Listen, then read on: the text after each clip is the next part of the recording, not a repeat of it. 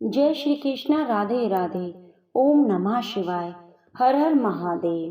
प्रिय मित्रों, पितृपक्ष चल रहा है और इस पितृपक्ष में गरुड़ कथा श्रवण करने से हमें सभी पापों से मुक्ति मिल जाती है और हमारे पितृ प्रसन्न होकर अपना आशीर्वाद प्रदान करते हैं। जो भी व्यक्ति गरुड़ कथा के उत्तम चरित्र का पाठ का श्रवण करता है वह सभी पापों से मुक्त होकर देवलोक में प्रतिष्ठित होता है। इस कथा को पूरे अंत तक श्रद्धा पूर्वक प्रसन्नचित मन से श्रवण कीजिएगा और कमेंट बॉक्स में ओम नमो भगवते वासुदेवाय नमः जरूर लिखिएगा।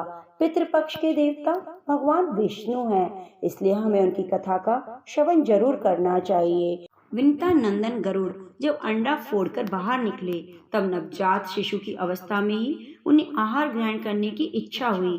वे भूख से व्याकुल होकर माता से बोले, माँ मुझे कुछ खाने को दो। पर्वत के समान शरीर वाले महाबली गरुड़ को देखकर परम सौभाग्यवती माता विनिता ने बड़ा हर्ष हुआ। वे अपने पुत्र से बोली, बेटा मुझ में तेरी भूख को मिटाने की शक्ति नहीं। तेरे पिता धर्मात्मा कश्यप साक्षात ब्रह्मा जी के समान तेजस्वी हैं। वे सोन नदी के उत्तर तट पर तपस्या करते हैं। वहीं जाकर अपने पिता से इच्छा अनुसार भोजन के विषय में परामर्श कर। तात उनके उपदेश से तेरी भूख शांत हो जाएगी। ऋषि कहते हैं, माता की बात सुनकर मन के समान वेग वाले महाबली गरुड़ एक ही मुहूर्त में पिता के समीप जा पहुँचे। वहाँ प्रज्वलित अग्नि के समान तेजस्वी अपने पिता मुनिवर कश्यप जी को देखकर उन्हें मस्तक झुकाकर प्रणाम किया और इस प्रकार कहा, हे प्रभु मैं आपका पुत्र हूँ। आहार की इच्छा से आपके पास आया हूँ। भूख बहुत सता रही है, कृपा करके मुझे भोजन दीजिए। कश्यप ने कहा, वत्स उधर समुद्र के किनारे विशाल हाथी और कछुआ रहते हैं। वे दोनों बहुत बड़े जीव हैं, उनमें अपार बल है। वे एक दूसरे को मारने की घात में लगे हुए हैं। तू शीघ्र ही उनके पास जा, उनसे तेरी भूख मिट सकती है।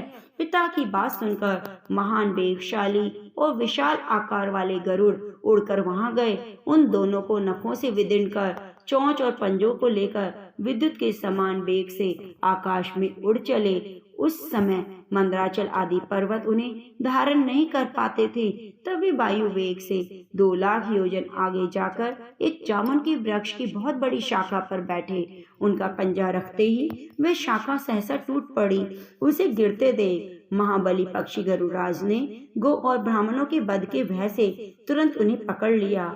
फिर उन्हें बड़े वेग से आकाश में लेकर उड़ने लगे। उन्हें बहुत देर से आकाश में मंडराते देख भगवान श्री विष्णु मनुष्य का रूप धारण कर उनके पास जाकर इस प्रकार बोले, हे पक्षीराज तुम कौन हो?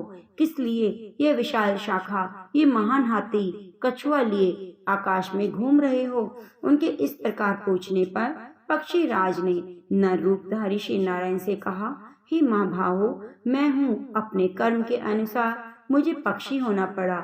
मैं कश्यप मुनि का पुत्र हूँ और माता विनिता के गर्भ से मेरा जन्म हुआ है। देखिए इन बड़े बड़े जीवों को मैंने खाने के लिए पकड़ रखा है। वृक्ष और पर्वत कोई भी मुझे धारण नहीं कर पाते।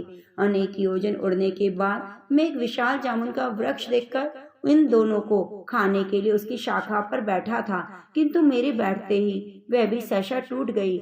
सहस्त्रों ब्राह्मणों और गौओं के वध के डर से मैं इसे लिए डोलता हूँ। अब मेरे मन में बड़ा विषाद हो रहा है कि मैं क्या करूँ, कहाँ जाऊँ, कौन मेरा वेग सहन करेगा? श्री विष्णु बोले, अच्छा मेरी बाह पकड़कर तुम इन दोनों हाथी और कछुओं को खाओ। गरुड़ ने कहा, बड़े बड़े पर्वत भी मुझे धारण करने में असमर्थ हो रहे हैं, तुम मुझ जैसे महाबली पक्षी को कैसे धारण कर सकोगे? भगवान श्री नारायण के सिवा दूसरा कौन है जो मुझे धारण कर सके? तीनों लोकों में कौन ऐसा पुरुष है जो भार सहन लेगा? श्री विष्णु बोले, हे पक्षी श्रेष्ठ, बुद्धिमान पुरुष को अपना कार्य सिद्ध करना चाहिए। अतः तुम इस समय अपना कार्य सिद्ध करो। कार्य हो जाने के बाद निश्चय ही मुझे जान लोगे। गरुड़ ने उन्हें महान शक्ति संपन्न देख मन ही मन कुछ विचार किया, फिर एवमस्तु कहकर उनकी विशाल भुजा पर बैठे। गरुड़ के वेग पूर्वक बैठने पर उनकी भुजा कांपी भी नहीं। वहां बैठकर गरुड़ ने उस शाखा को तो पर्वत के शिखर पर डाल दिया और हाथी और कछुओं का भक्षण किया। उसके बाद श्री विष्णु से बोले, तुम कौन हो? इस समय तुम्हारा कौन सा प्रिय कार्य करूं? भगवान विष्णु ने कहा, मुझे नारायण समझो, मैं तुम्हारा प्रिय कार्य करने के लिए ही यहाँ आया हूँ। यह कहकर भगवान ने उन्हें विश्वास दिलाने के लिए अपना रूप दिखाया। मेघ के समान श्याम विग्रह पर पीताम्बर शोभा पा रहा था। 4 भुजाओं के कारण उनकी झांकी बड़ी मनोरम जान पड़ती थी। हाथों में शंख, चक्र, गदा और पद्म धारण किए हुए सर्वदेवेश्वर श्री हरि का दर्शन करके गरुड़ ने उन्हें प्रणाम किया और कहा, पुरुषोत्तम, बताइए मैं आपका कौन सा प्रिय कार्य करूं? श्री विष्णु बोले, सखे, तुम बड़े शूरवीर हो, अतः हर समय मेरा वाहन बने रहो। यह सुनकर पक्षियों में श्रेष्ठ गरुड़ ने भगवान से कहा, हे देवेश्वर, आपका दर्शन करके मैं धन्य हुआ, मेरा जन्म सफल हो गया। हे प्रभु, मैं माता पिता की आज्ञा लेकर आपके पास आऊंगा। तब भगवान ने प्रसन्न होकर कहा, पक्षीराज, तुम अजर अमर बने रहो, किसी भी प्राणी से तुम्हारा वध न हो, तुम्हारा कर्म और तेज मेरे समान हो, सर्वत्र तुम्हारी गति हो, निश्चय ही तुम्हें सब प्रकार के सुख प्राप्त हो, तुम्हारे मन में जो जो इच्छा है सब पूर्ण हो जाए, तुम्हें अपनी रुचि के अनुकूल यथेष्ट आहार बिना किसी कष्ट के प्राप्त होता रहे, तुम शीघ्र ही अपनी माता को कष्ट से मुक्त करोगे। ऐसा कहकर भगवान श्री विष्णु तत्काल अंतर्ध्यान हो गए। गरुड़ ने भी अपने पिता के पास जाकर सारा वृत्तांत कह सुनाया। गरुड़ का वृत्तांत सुनकर उनके पिता महर्षि बहुत खुश हुए और अपने पुत्र से बोले, कश्यप मुनि ने कहा, खग श्रेष्ठ, मैं धन्य हूँ, तुम्हारी कल्याण में माता भी धन्य है। माता की कोख और यह कुल जिसमें तुम्हारे जैसा पुत्र उत्पन्न हुआ सभी धन्य है। जिसके कुल में वैष्णव पुत्र उत्पन्न होता है वह धन्य है। वह वैष्णव पुत्र पुरुषों में श्रेष्ठ है और अपने कुल का उद्धार करके श्री विष्णु जी का सायुज प्राप्त करता है। जो प्रतिदिन श्री विष्णु जी की पूजा करता है, उनका ध्यान करता है, उन्हीं के यश को गाता है, उन्हीं के मंत्रों को जपता है, श्री विष्णु के स्तोत्र का पाठ करता है, उनका प्रसाद पाता है, एकादशी के दिन उपवास करता है, सब पापों का क्षय हो जाने से निसंदेह मुक्त हो जाता है। जिसके हृदय में सदा ही श्री गोविंद विराजते हैं वह नर श्रेष्ठ विष्णु लोक में प्रतिष्ठित होता है। जल में, पृथ्वी स्थान में, उत्तम पथ पर, गो में, ब्राह्मण में, स्वर्ग में, ब्रह्मा जी के भवन में और पवित्र पुरुष के घर में सदा ही भगवान श्री विष्णु विराजमान रहते हैं। इन सब स्थानों में जो भगवान का जप और चिंतन करता है वह अपने पुण्य के द्वारा पुरुषों में श्रेष्ठ होता है और सब पापों का क्षय हो जाने से भगवान श्री विष्णु का किंकर होता है। जो श्री विष्णु जी का सारूप्य प्राप्त कर ले वही मानव संसार में धन्य है। बड़े बड़े देवता जिनकी पूजा करते हैं इस जगत के स्वामी नित्य और अविनाशी हैं। वे भगवान श्री विष्णु जिसके ऊपर प्रसन्न हो जाएं वही पुरुषों में श्रेष्ठ है। नाना प्रकार की तपस्या और भांति भांति के धर्म यज्ञों का अनुष्ठान करके भी देवता लोग भगवान श्री विष्णु को नहीं पाते, तो तुमने उन्हें प्राप्त कर लिया, तुम धन्य हो। तुम्हारी माता सौत के द्वारा घोर संकट में डाली गई, उसे छुड़ाओ। माता के दुख का प्रतिकार करके देवेश्वर भगवान श्री विष्णु जी के पास जाना। इस प्रकार श्री विष्णु से महान वरदान पा और पिता की आज्ञा लेकर गरुड़ अपनी माता के पास गए। हर्ष पूर्वक उन्हें प्रणाम करके उनके सामने खड़े हो उन्होंने पूछा, माँ बताओ मैं तुम्हारा कौन सा कार्य करूं? कार्य करके मैं भगवान विष्णु के पास जाऊंगा। यह सुनकर सती विनता ने गरुड़ से कहा, बेटा मुझ पर महान दुख आ पड़ा है, उसका तुम निवारण करो। बहिन कटु मेरी सौत है, पूर्व काल में उसने मुझे एक बार अन्याय पूर्वक हराकर दासी बना लिया, अब मैं उसकी दासी हो चुकी हूँ। तुम्हारे सिवा कौन मुझे इस दुख से छुटकारा दिलाएगा? हे कुलनंदन, जिस समय मैं उसे मुँह मांगी वस्तु दे दूंगी उसी समय दासी भाव से मुक्त हो सकती हूँ। गरुड़ ने कहा, माँ शीघ्र ही उसके पास जाकर पूछो वह क्या चाहती है, मैं तुम्हारे कष्टों का निवारण करूंगा। तब दुखिन विनीता ने कटु से कहा, कल्याणी तुम अपनी अभिष्ट वस्तु बताओ जिसे देखकर मैं इस कष्ट से छुटकारा पा सकूं। यह सुनकर उस दुष्टा ने कहा, मुझे अमृत ला दो।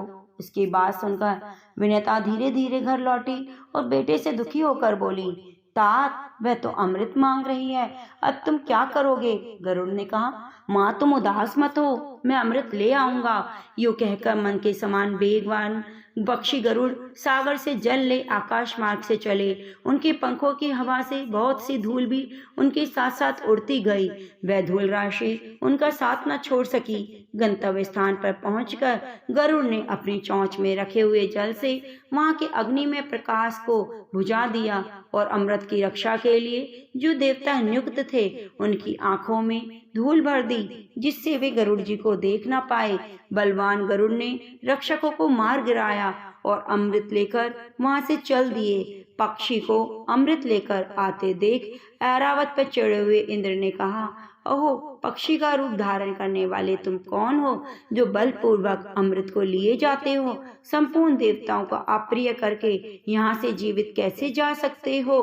गरुड़ ने कहा, हे देवराज, मैं तुम्हारा अमृत लिए जाता हूँ, तुम अपना पराक्रम मुझे दिखलाओ। यह सुनकर माँ भाऊ इंद्र ने गरुड़ पर तीखे बाणों की वर्षा आरंभ कर दी, मानो मेरुगिरी के शिखर पर मेघ जल की वर्षा हो रही हो। गरुड़ ने अपने वज्र के समान तीखे नखों से ऐरावत हाथी को विदीर्ण कर डाला और मातली सहित रथ और चक्कों को हानि पहुंचाकर अग्रगामी देवताओं को भी घायल कर दिया।